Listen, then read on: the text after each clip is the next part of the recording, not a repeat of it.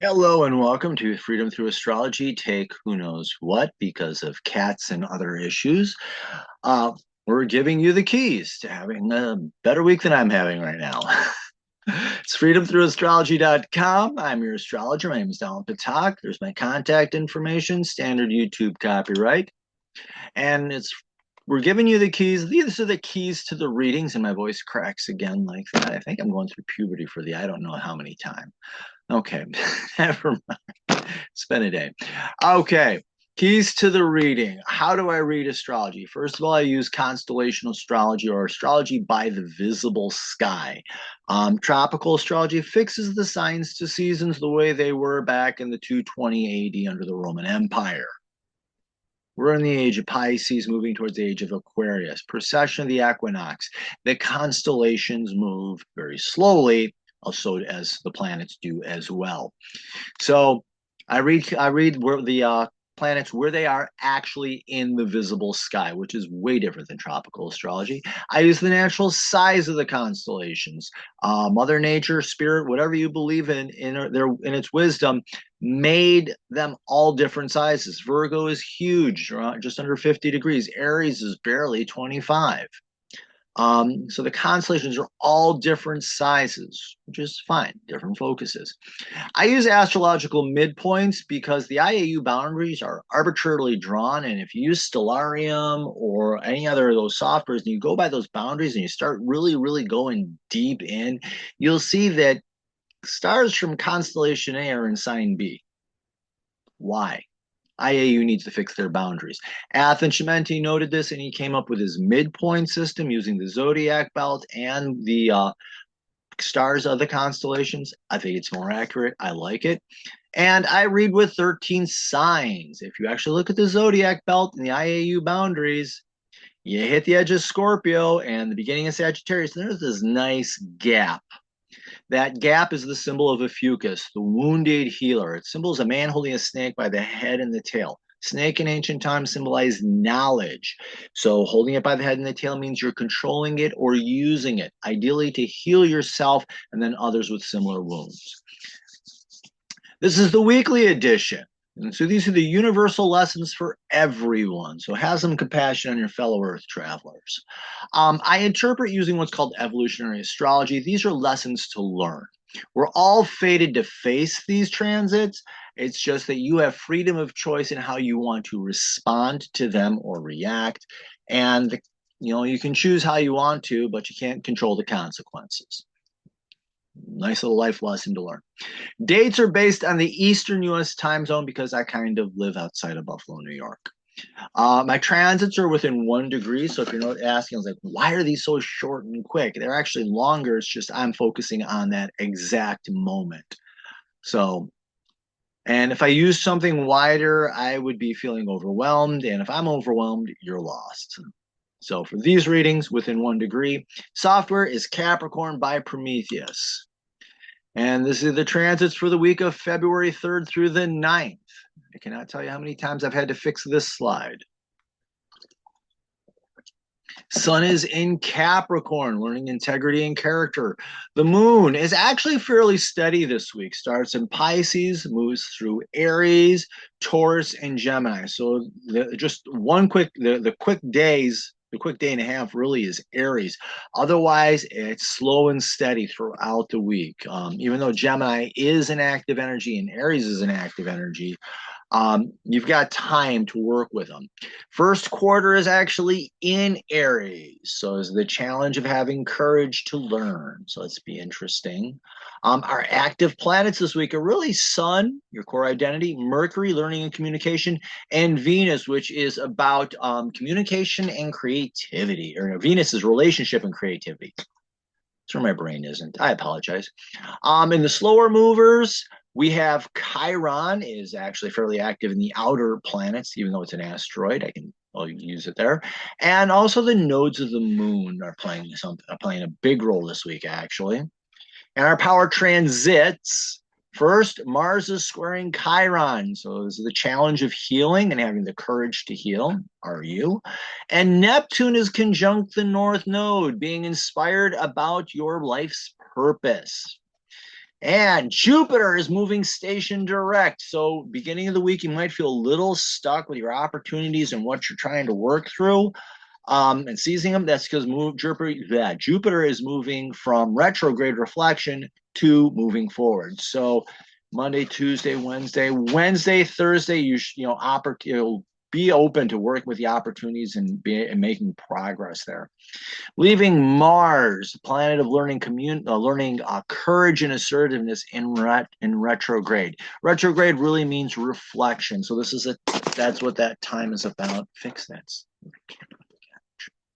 So there we go. So let's look at the week as an overview. And we really get, if you look here, like I show you the moon, again, slow and steady. And we really kind of have two clusters of energy. Aside from the long transits, you got Wednesday is kind of, I think, the breaking point here because you've got some transits that do end Monday, Tuesday, go end quick, and Monday, Tuesday, Wednesday. Granted, you got the power transit, but then when you look late Wednesday through the rest of the week, you got the second cluster. So there's really two clusters there. And your breaking point is Wednesday when you have that first quarter moon in Aries. So there you go. It's not a lot of transits, but what's happening is pretty powerful, if you ask me. Here are all drawings. Thank you.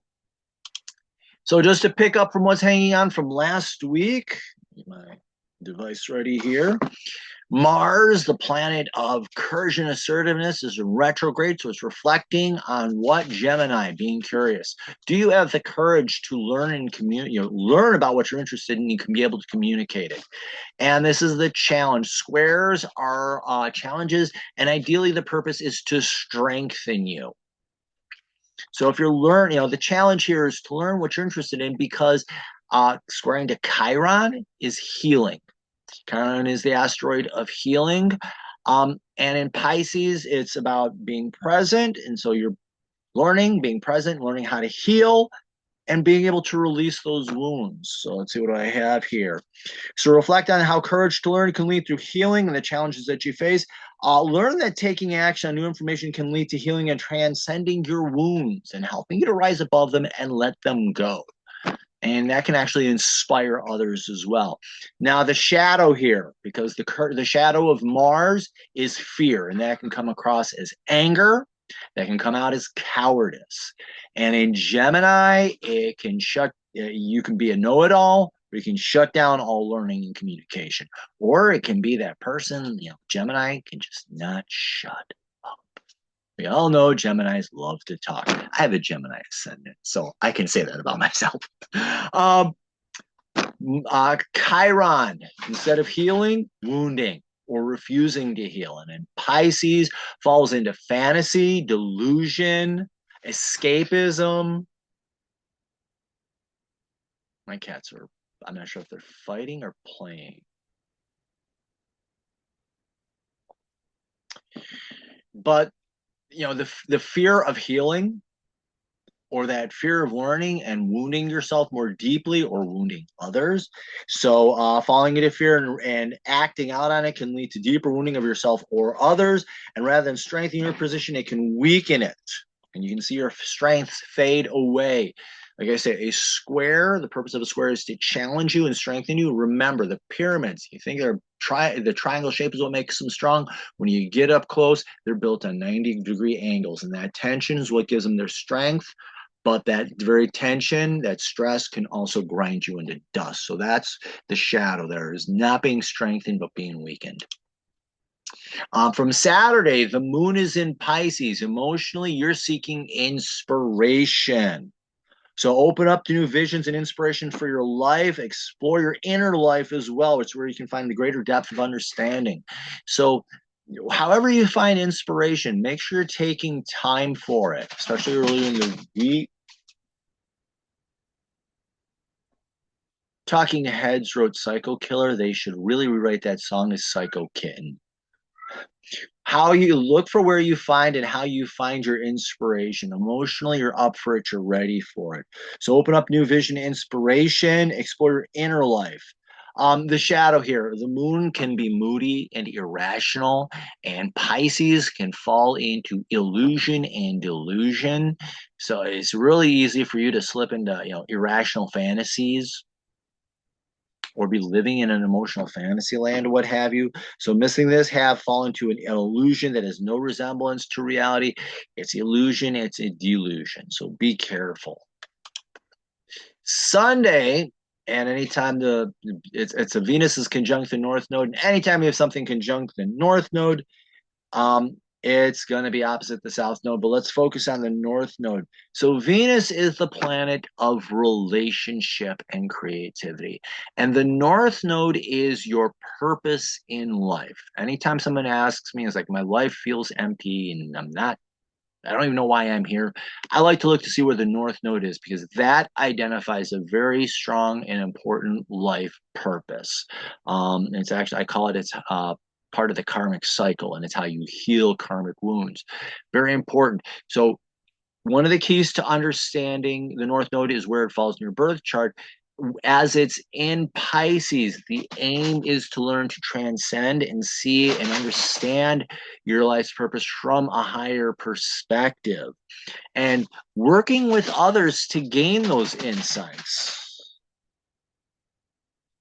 So learn how being present with your relationships and it can take them to take your creativity and relationships to greater depths and better understanding of them. Yep. And also help you understand your life's purpose better. It can also, also help you all understand the purpose of the relationships. These relationships exist for a reason. That's a great thing. But the shadow here, Venus can be slick, manipulative, lazy, and the North Node can be, instead of discovering and working on your life's purpose, ignoring your life's purpose. So the shadow, this could be being lazy and trying to manipulate other people into doing your life's work for you. Not going to happen because you can't cash a check that's written to them. So being slick and manipulative of others can lead to loss of purpose and also living in delusion. It's possible to fall into self-deception about the nature of the relationship and at least lost your identity to others. Are you taking on their purpose and thinking of that, thinking that that's what you're supposed to be doing? It's really a big loss of power, if you ask me. Okay. And mega power transit. Oh, I forgot to fix this up. So I'm just going, want to fix that up real quick. And in rehearsal, I made a note to do this too. So these are the current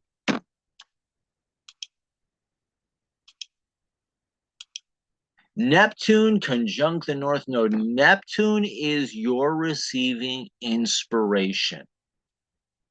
And how you receive inspiration. It's in Pisces. So being present, what are your spiritual practices? Because that's where you're going to get your inspiration. For what? Fulfilling your life's purpose. And take a look at this. February 2nd goes exact on the 16th and it leaves the 28th. That's the current projection.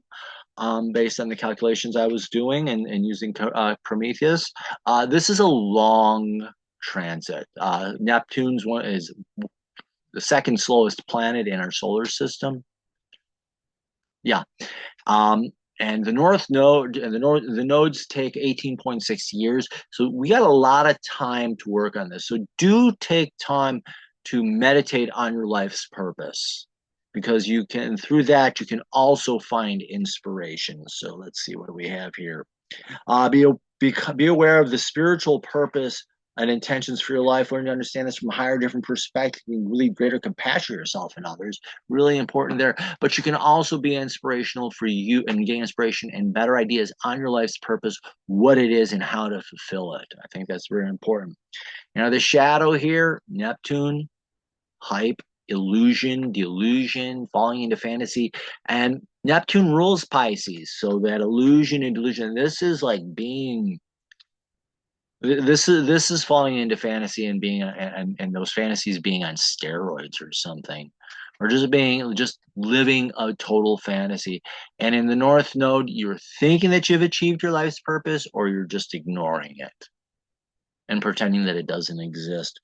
So ignoring your higher purpose and trying to escape from it can lead to living a life of illusion, delusion, and also living in hype and hypocrisy, or thinking that you've achieved it already. It's like that kindergartner who's learned to count from 1 to 10, thinking they have a perfect understanding of mathematics. Yeah, let me give that kid a differential equation and see what they have to say about that. I can't even solve one of those. I have to learn. I haven't learned how to try to solve them. So cut myself a little slack there. But yeah, take time to meditate on your purpose this month. Whatever your spiritual practices are, take time. What's my soul's intention for this lifetime? Look at the birth chart. It'll help you. Monday. And this is a weird way this transit did, because last week there was a little blurb of Venus opposing the South Node, and then it broke off. It was like a quick burp, and now it's back, but for a longer couple of days. So Venus, relationships, and Pisces being present.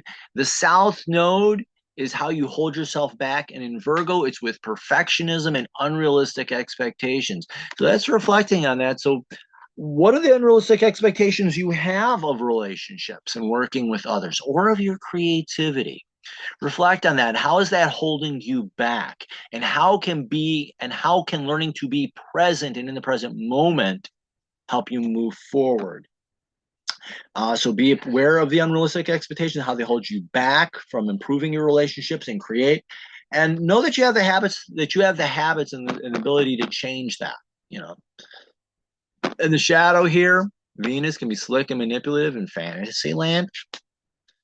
And South Node can be repeating those past practices of what? Shadow of Virgo, perfectionism and unrealistic expectations. So this is holding yourself or others to unrealistic expectations in relationships, or holding yourself to an unrealistic expectation in creating things. And that's just recipe. Again, another recipe for a mess. But falling into the fantasy, believing that others can be controlled through manipulation, can lead to a power struggle and out of balance social life. Here, the reflection, the opposition is a power struggle. It's a struggle with trying to control things and trying to control others, and it just doesn't work. And this transit here is interesting because it's Mercury in Capricorn trining Jupiter retrograde in Taurus. But during this transit, Jupiter goes station direct. So it looks like it's moving backwards. It's going to pause before it moves forward. So this transit is going to be a little trickier to work with because of that pause, and also because of the nature of how long that the Jupiter retrograde changing directions is over a 3-day period, and this is transits over in 2. Kind of interesting. But Mercury in Capricorn, Mercury learning and communicating what? Integrity and character, which is Capricorn. Jupiter in Taurus is Jupiter in retrograde is reflection on opportunities. In Taurus, finding peace and stability. Are you, is what you're learning and what you're building and in communicating in your character and your integrity, is that giving you the opportunity for peace and stability and strength? Remember, Taurus is the bull. We talk about peace and stability, but remember, bulls, pretty strong animals. I've worked on farms. I've seen the damage they can do to trucks.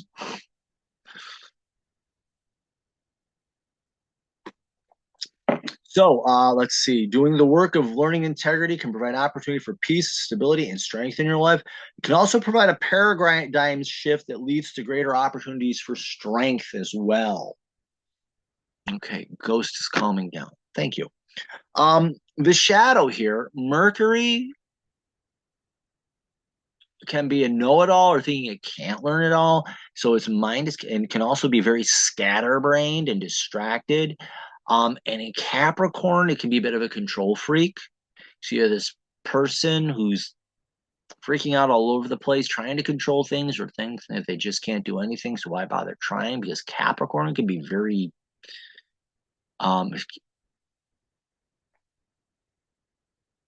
Okay, the words just escaped me. But Capricorn wants to get stuff done, but if it's in its shadow, it's a bit of a control freak and trying to micromanage things and control things that it really can't. And I've Jupiter in its shadow is over or under confidence. And in Taurus, it can be really, really lazy, or it can be that proverbial bull in a china shop. When Taurus gets into its explosive, think of this overconfident person who blows up in explosive anger. So do reflect on that. Where are you being over or under confident in your life, and how are you acting when that happens? But in the shadow, you have this know it all or can't learn it all, and trying to be a control freak about everything and micromanage things. And how is that undermining your confidence and undermining your ability to work and achieve and build stability? So be careful of thinking yourself in circles, as it can lead to problems, evaluating your achievements, and lead to issues with confidence. So yeah.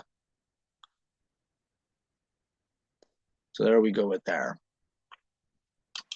And then Jupiter in Taurus moves station direct. So it's going to look like it's standing still, so you might feel stuck. And remember, I said Jupiter is about your confidence and seeking and finding opportunity and seizing opportunity.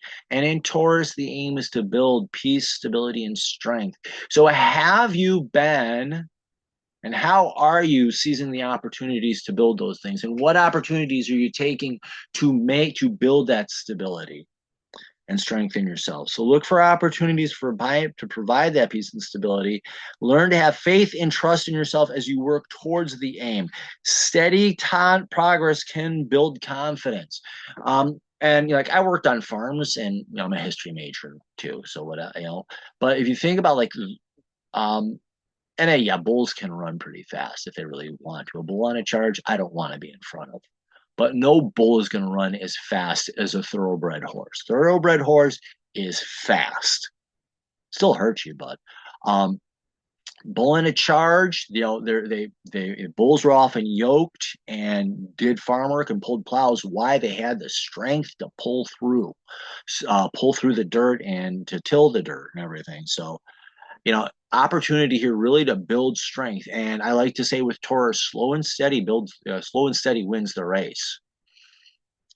Bull's got the strength. It may not be the fastest animal, but it's one of the it's one of the strongest animals in the zodiac. So do that. Now the shadow here, Jupiter over under confidence, and it can be lazy, or it can be that bull in the china shop. So if you're underconfident, why bother putting in the effort? If you're overconfident, I got this. It's gonna be easier it's gonna be easy, and I don't have to really do much. Or you can be overconfident when somebody challenges you, really explosive anger, or underconfident, somebody pushes you, and you have to have backlash. So ick. Tuesday, moon enters Aries. The moon, your emotional self, is seeking courage and wanting to learn a little bit of assertiveness and bravery. So emotionally, you're learning to get ready to face the challenges that come your way and what comes your way in life. Who ripped your ear?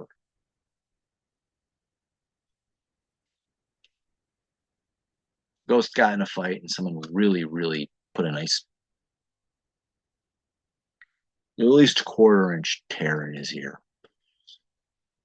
So this is about emotional courage. So, are you having that? And when challenges come, dig into that well and know that anything that comes your way, you can rise, and you've got the stamina to meet it.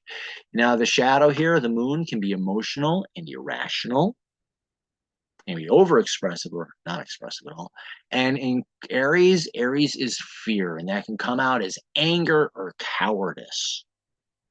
So be careful of falling into fear and expressing it as anger or trying to hide away. The end all result of that, resentment. Be careful. Wednesday, Venus in Pisces, sextiling Pluto in Capricorn. So Venus in Pisces, we talked about Venus, relationships and creativity.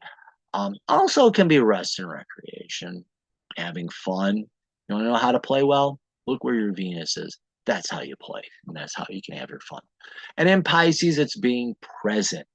and being able to rise up and see things from a higher, different perspective.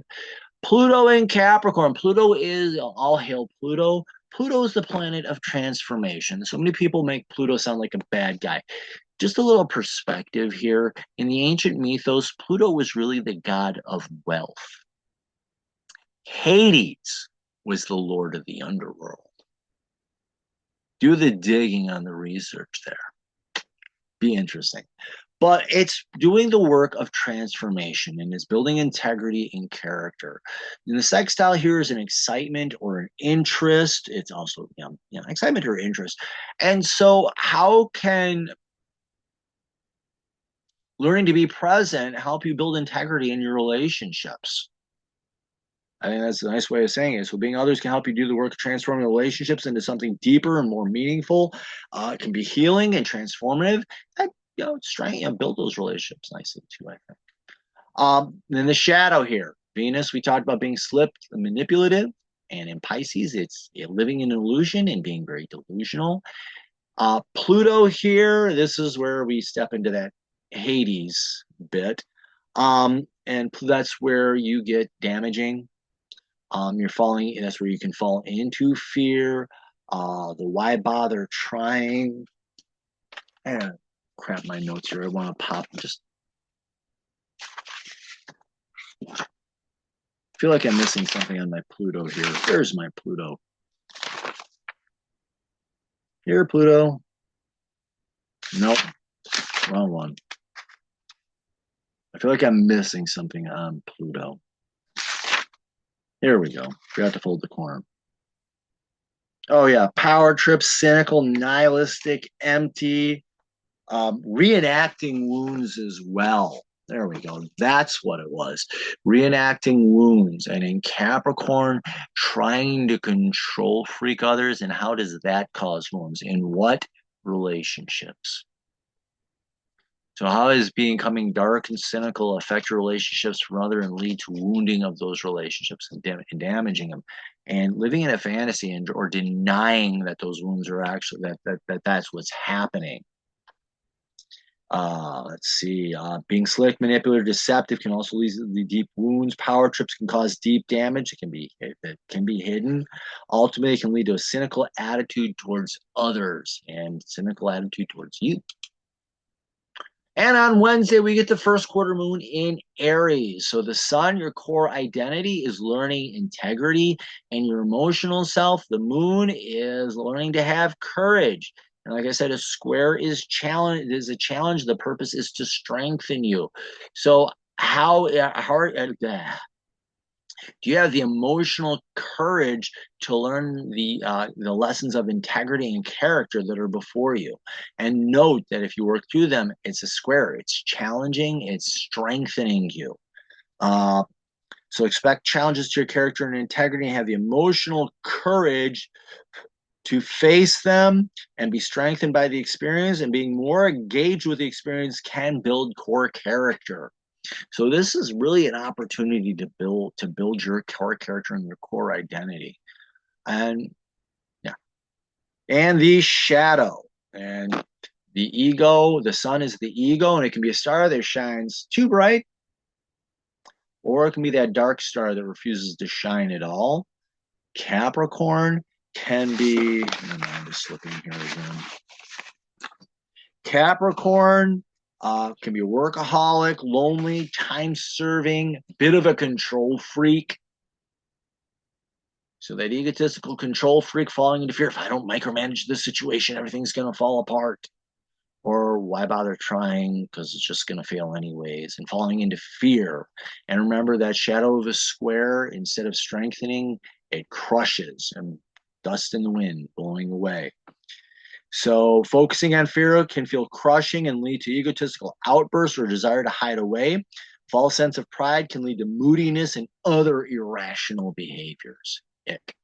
So this happens earlier in the day, and later in the day, much later, the moon will enter into Taurus. So after all that work on courage, what do you want to do emotionally? You're up for some rest and relaxation, calming down.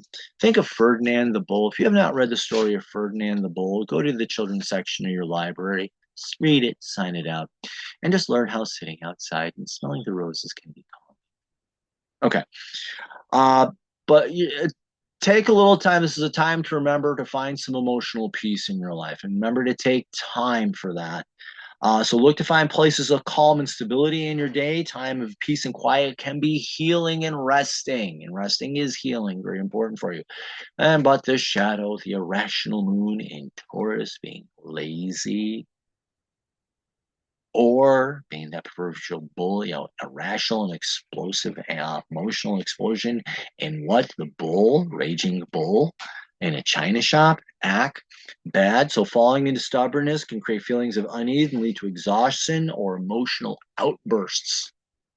Yeah, and this goes on a good chunk of the week. Rest of the week, I think until Saturday. Thursday, Mars retrograde in Gemini, trining Saturn in Aquarius. So Mars, courage in Gemini to learn and communicate. Are you learning and communicate? What are you learning and communicating? It's retrograde. Retrograde means reflection. And in this trine's an easy energy to work with. It's energizing, it's opportunity, it's like giving you power. Saturn in Aquarius. Saturn is a great work of your life or learning to mature in what? Aquarius, independence and authenticity. You learning to be who you are. So the challenge or this trine here reflecting is what you're learning and communicating authentic to you and helping you grow and mature. So having the courage to reflect on your learning communication can lead to growth and maturity and becoming a more authentic individual. And taking action can help you see your reality more clearly and lead to success. That's another thing here. If you're doing this properly during the reflection, it can actually increase your probability of success or the possibility of success. Now, the shadow here, Mars, falls into fear, which we said was anger or cowardice. And Saturn, the shadow of Saturn is why try? It can feel like crushing failure. Let me jump back to my notes here. It can feel like failure or being trapped, self-pity, frustration, despair. And in Aquarius, you had two responses to that in Aquarius. And the shadow of Aquarius is either acting out to get a reaction from others or selling out in hopes of fitting in. So it's feeling this overwhelming cynicism and feeling trapped, and you either act out trying to get a reaction from others or you sell out hopes of fitting in and hoping that relieves the pressure and makes things easier. And so you're falling into fear, not communicating your authentic self for whatever reason. And the outcomes here are, as always, not fun. So falling into fear and becoming unfocused can lead to a sense of being trapped and being someone that you are not. Either that act out or sell out can also lead to a victim mentality and a sense of despair or frustration. Falling into fear can be crushing. And Thursday, we have Sun in Capricorn sextiling Chiron and Pisces, and the Sun is your core identity. And in Capricorn, it's learning integrity and character. Chiron is the asteroid of healing, so it's learning to heal. In Pisces, being present, because that's how when you heal the best. And it's also being transcendent, being able to see the wounds and injuries from a higher perspective, and that can also help lead to healing. And the sextile, this is the revitalize. This is like getting that second wind, because this is what they call a waning sextile, because the sun is approaching Chiron. So as it's approaching, this is like that second wind. You're learning your integrity, learning your character, you're learning who you really are and building it. You're climbing that mountain and you're healing the wounds, you're releasing the wounds, and it can be invigorating and inspirational as well. So focusing on learning integrity, your character can help heal, release wounds. Understanding from a higher perspective can be healing as well. Going through work can help you learn how to help others heal and serve as a mentor to them. And it can also be inspirational for yourself and others. And the shadow, again, the sun, either that egotistical shine too bright, everybody look at me, or that dark star that refuses to shine at all. And in Capricorn, time serving, control freak, workaholic, micromanager. Chiron can be wounding yourself and others. And if you're wounding someone else, you're inherently wounding yourself, I think. And in Pisces, you're falling into fantasy and delusion. So it's denial of what's happening. And I'm thinking of the Black Knight in the Monty Python. Had his arm chopped off. I just took off your arm. It's but a scratch. Really? That's the type of denial we're talking about. Okay, okay, might be a little hurt, but it's nothing to worry about. Dude, you just had both your arms chopped off by King Arthur.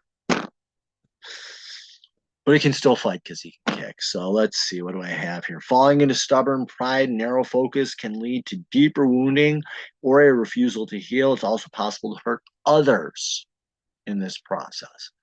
And that sextiles are easy energies, so this can be, a nervous energy as well. Friday, Sun conjunct Mercury in Capricorn. Learning to communicate, you're learning your integrity and character about yourself, but you're also learning to communicate it. And how are you communicating? And how are you sharing that integrity with the world? And also, how are you learning integrity? What lessons do you need to learn? And with this conjunction, it's a fusion. So these two energies are coming together. Sun, you can think of like as a spotlight. So this real intensity here is to focus on that learning and communication. So focus on the work you're doing, learning communication about your core identity, how it's being expressed, and your personal values. Learning patience and self-discipline can help you make progress in your life, in this area of your life. Very important there. Capricorn is another one of those slow and steady wins the races signs. And the shadow here, we talked about the sun shining too bright or not wanting to shine at all. And Mercury can be scatterbrained. It can be the know-it-all, a person who can't learn it all. So it's unfocused for whatever reason, unwilling to learn for whatever reason. Hold on a second. Don't want to lose that. And in Capricorn, you're feeling frustrated, time serving, going through the motions, not going anywhere fast. So stubborn pride can lead you to becoming unfocused or distracted from the work you are doing, can also lead to an over intellectualizing of your situation and lead to running in circles and going nowhere fast. A rigid mindset and defensive attitude can result in loneliness and feeling stuck. Nick. Yeah. Whoa, dude. Okay, I gotta put some people's paste on that. Jeez. They really took a chunk out of his here.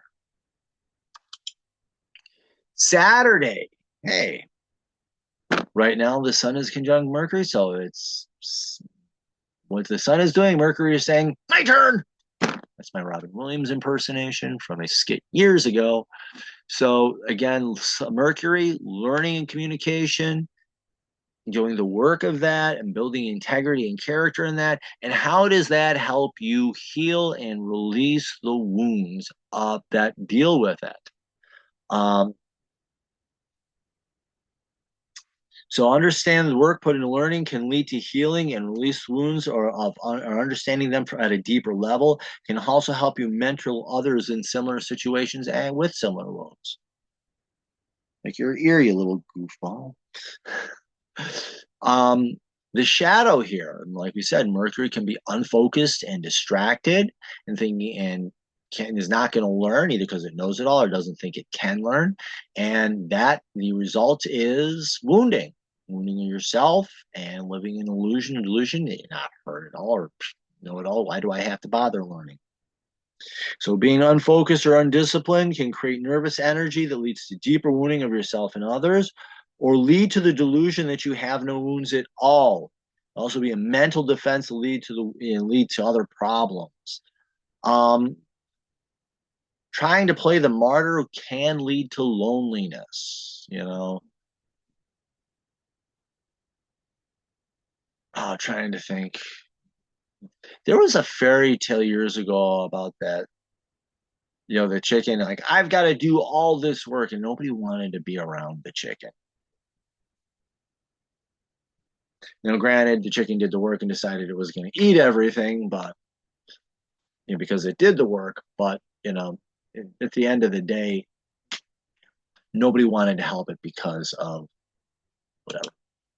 Saturday, the moon enters Gemini as well. Emotionally, be open to new energy, to new ideas.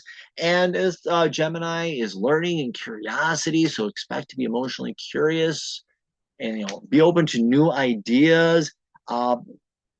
And the energy that can provide. So be new ideas, new energy, new experiences in a way. Um, it's learning about them. And this, I like to say, Gemini is more library knowledge. Sagittarius is more get up and go out in the world knowledge. But it's being open to those, being open to the information. The shadow here is we do know that the moon can be irrational, and in Gemini, unfocused for whatever reason. Uh, think of a chipmunk on espresso shots or a squirrel on espresso shots. That's what the moon in Gemini. That's what moon in Gemini can be like. Being unfocused or distracted lead to emotional exhaustion and emptiness as well. And then we hit Sunday. Take a breath. Remember to exhale. Repeat. Yeah. And then we'll go into next week, which I've already kind of poked in and look at. It's, again, interesting in its own way. So do follow me on social media. I'm on Facebook, Instagram, and YouTube. I'm also on the Digital Soul Space. These three are taking your data and making billions out of it and not sharing much with you. Digital Soul Space, privacy is number one. You control your data and what can be done with it. And they're very and I call it the bully free zone. There is astrology on it because I do astrology. However, there are so many other things as well that deal with spiritualities. There's spiritual topics on this, that, and every other thing. And it's an open community. There's no real gurus. We all have our, you ask a question, you're going to get answers from everyone, that's involved in that or interested in it, and encouragement to learn, which is great. And it's like I said, it's a bully free zone where there's 3 moderators. And I can't remember the last time I saw anything that needed a comment or anything that needed to be pulled. It's a very friendly and open space. And it's free to boot. Slight reminder, I forgot to pull up Google, but I do readings. First set of keys I always recommend people get. First of all, get your birth chart and understand your birth chart. It's your birth chart is your birth contract. It's a map of who you came here to become. Second reading I recommend people get is the karmic chart. If you believe in past lives, the karmic chart shows what karma or what the karmic wound is and how to heal it. If you're a one and done, it tells a special challenge that you came here to learn and how you can learn that and how you can release that challenge. The second set of keys that I tell people about is, of course, what you're watching right now, horoscopes, but applied personally to you. So I can do a yearly horoscope, quarterly, which is 3 months, and monthly. I like to do the monthly new moon to new moon, but some people like to do it the first of the month through the end of the month. However you decide, there's no wrong way to plan these things out. And the year does not have to begin on January 1st. It can be whenever you want. I have a friend that I read, and they use the spring equinox. I have other friends that use the solstices. Another friend that I did reading for uses, excuse me, First Nations. I can't remember which nation he's a part of, but they use the winter solstice as their new year. Very interesting. And I have Jewish friends. They have Ram Kippur and Rosh Hashanah in September. So he tells me when the Jewish New Year is, and he says, start there. So the year can begin anywhere. And then I do have packages where I combine those readings together, and those readings do have that when you buy a package, there's a 10% discount built right in. I do what I call digital office hours. Usually, if I'm not doing recordings or anything, and I've got open time, usually 7 to 10 o'clock on during the week, and on weekends if I'm don't have readings scheduled, I do them on weekends, afternoons, and evenings. So if you got a question, shoot me a DM or shoot me an email, and if I'm available, I'll send you the Zoom link and we'll work it out. So thank you. Like, follow, and share on the social media. Join the Digital Soul Space.